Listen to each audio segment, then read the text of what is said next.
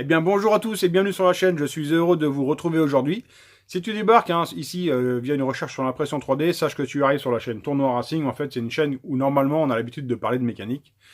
L'impression 3D étant rentrée aussi en la mécanique, je m'en sers moi ici à l'atelier, donc une petite section s'est ouverte sur l'impression 3D.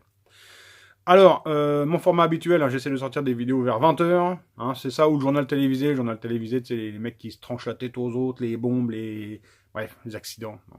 Ouais. On va essayer de rigoler un peu, la journée était déjà assez merdique, on va essayer de rigoler. Donc là, tu le vois, on est sur un format un peu différent. Je vais essayer de sortir les vidéos sur l'impression entre midi et 14 h, c'est pas fait. Quand je vois l'heure qu'il est là tout de suite, je me dis que là, pour midi, c'est plié. Alors, on va essayer d'aborder toute la semaine une nouvelle vidéo, un nouveau thème. Alors, attends, je sors mon prompteur.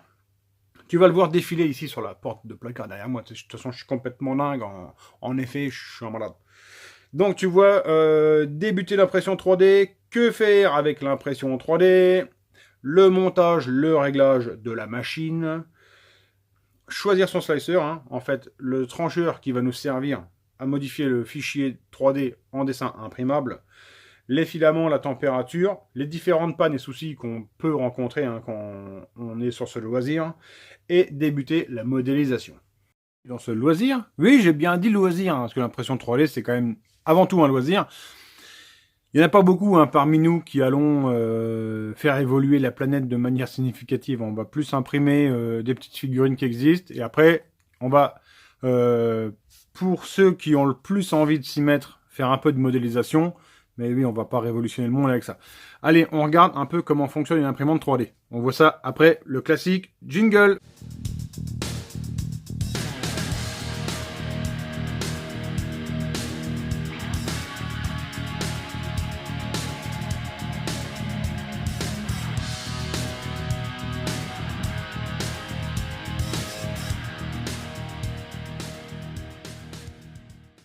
Déjà en introduction, il faut savoir qu'il existe plusieurs types d'imprimantes différentes, des marques différentes évidemment, mais il existe différentes façons d'imprimer une pièce en fait. Il y a des fritages de poudre, il y a des résines liquides, etc., etc. Mais la plus répandue et la plus courante en ce moment, c'est la FDM. En fait, c'est ni plus ni moins que du fil qui est fondu et déposé en légère petite couche fine afin de former une pièce. Alors, on va regarder les différents éléments de la machine. Là, tu t'en doutes, une bobine de filament avec du fil qui descend ici sur cette pièce. Tu vois une roue crantée qui vient pincer le fil et qui le fait passer ici dans le tuyau en téflon. Le tuyau en téflon, il arrive ici sur la tête d'extrusion. Et forcément, à la fin, on le voit, il va venir sortir ici par la buse. Une fois que le filament chauffe, ici, on a un plateau qui est mobile. Donc, il est mobile ici sur un axe. Ici, la tête est mobile sur un autre axe. Alors c'est simple, pour faire un carré, forcément, tu imagines bien, ça avance, ici ça avance, une autre translation, on retourne et notre carré est bouclé. Et forcément, après, ici, tout cet axe peut monter comme ça, et donc tu imagines bien, par couches successives, on vient former ici, on pourrait former un cube. Voilà ici un extrait sur la fin d'un petit bateau de calibration. Alors tu vois que le plateau bouge d'avant en arrière, tu vois que la tête bouge de droite à gauche, mais aussi elle s'élève, tu vas le voir à la fin, sur la cheminée du bateau. Je vais te grossir le plan, l'image sera pas très belle, mais tu vois bien comme ça les couches de plastique se déposer.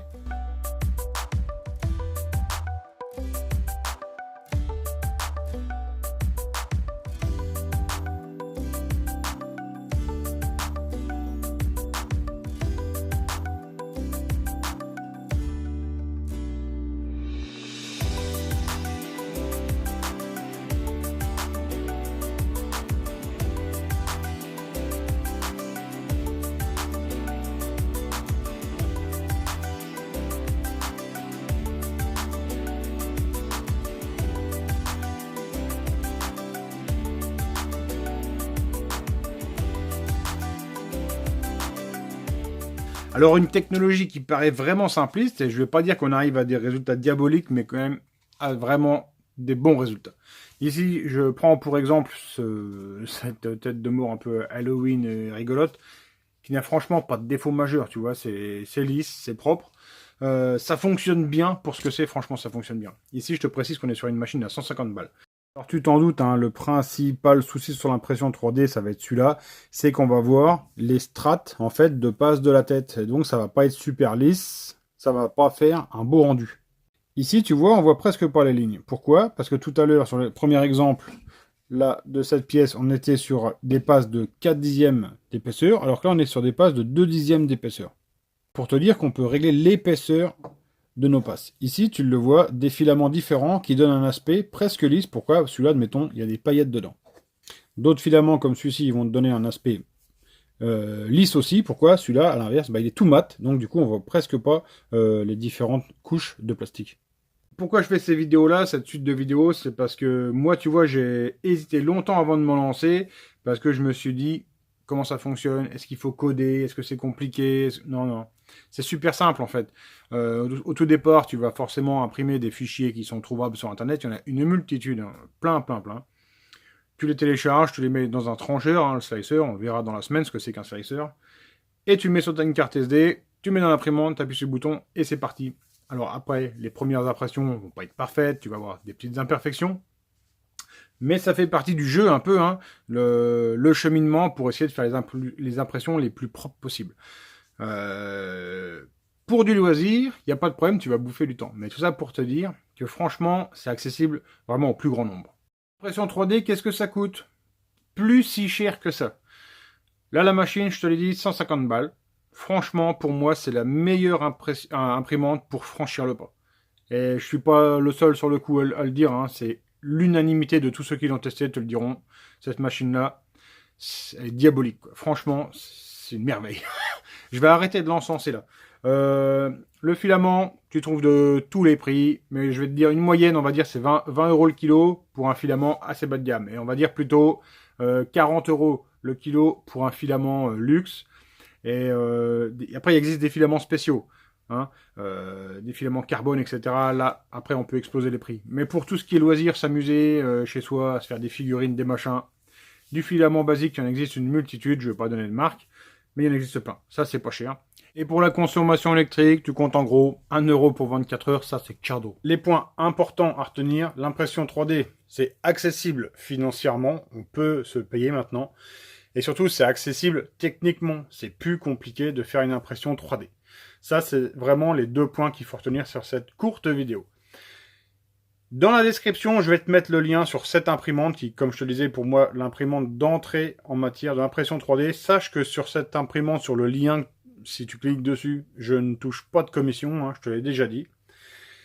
Je t'informe que là, je suis en train de travailler en arrière-plan avec Banggood. Banggood, hein, c'est notamment chez lui que j'ai eu mon Ender 3 là. Et donc avec Banggood, je t'informe que normalement, je mets toujours des guillemets dans ce que je fais parce qu'il y a toujours des imprévus, des machins, mais ça doit se faire. Tu sais qu'il y a le Black Friday qui arrive, et donc là, normalement, vendredi soir, je dois faire un live. Je pense 20h, 22h, donc 2 heures de live. Alors on pourra parler de mécanique, etc. Mais sache que le vlog va être axé aussi sur l'impression 3D parce que je vais avoir des coupons, hein, des coupons de pourcentage en fait sur cette machine-là si tu la prends chez eux évidemment. Moi dans l'histoire je ne gagne encore une fois rien du tout, je le fais parce que Banggood je les aime bien. Je trouve que c'est des gens sérieux avec qui j'ai des bonnes relations, donc moi ça me fait aussi plaisir de les mettre en avant.